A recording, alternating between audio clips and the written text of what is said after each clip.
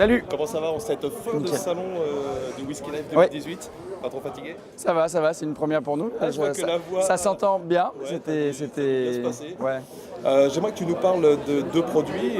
Évidemment, on va commencer sur le Genesis Oui. en ESB. Oui.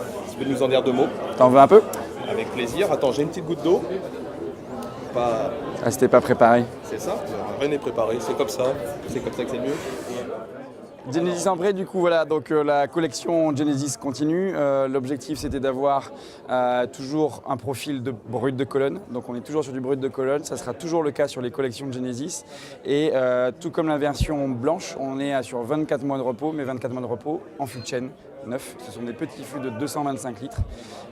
Donc l'idée c'était d'avoir aussi des petits fûts qui ne soient pas trop chargés sur le bois, donc avec un toast et une chauffe assez faible, un grain fin, ou comme on le voit au niveau de la couleur, on reste sur quelque chose de très léger et pas trop marqué sur le bois. L'objectif encore une fois c'est de partir sur du vieillissement.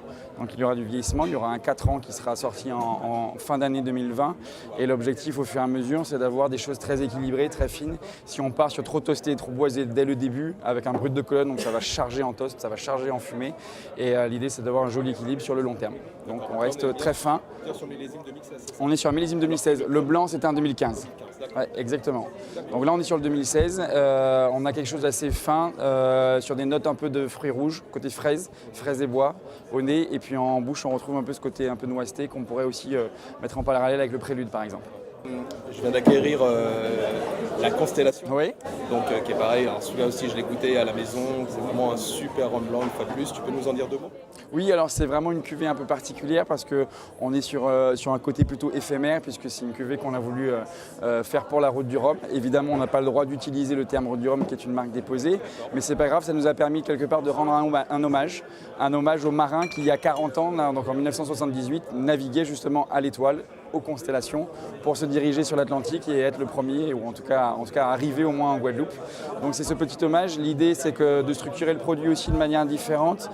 C'est de se dire que les marins, c'est 7 jours pour certains ou 30 jours pour d'autres de castagne avec les éléments, la pluie, la mer et donc dans des conditions parfois difficiles. Et l'idée c'est de trouver un équilibre aromatique qui représente un peu ce côté, donc un peu péchu. Moi je l'ai interprété de manière quelque chose de péchu, quelque chose de puissant. En même temps avec ce côté citron vert qui rappelle tout simplement l'arrivée aux Antilles.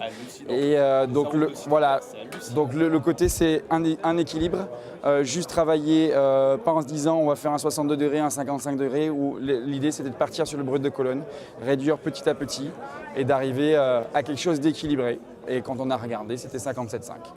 Franchement, l'équilibre est parfait et l'intégration de l'alcool, c'est une douceur, les 57,5. Oui, de toute façon, c'est quelque chose de récurrent chez nous. On y va crescendo, petit à petit. C'est presque du goutte à goutte. Ça se fait sur plusieurs mois. On n'est pas sur un an de maturation ici, c'est plus court. Mais l'idée, le fait d'y aller petit à petit, effectivement, donne ce joli équilibre en gardant et en préservant les arômes. C'est super. Bon, content que ça vous plaise. François, merci encore. On se donne rendez-vous à Saint-Malo alors. Ah, si seulement j'aimerais bien me tenter, c'est pas bien. Bon, en tous les cas, merci pour ces deux nouveaux produits. Avec grand plaisir, c'est gentil. Merci à vous de nous soutenir. À très bientôt. Merci beaucoup. Ciao.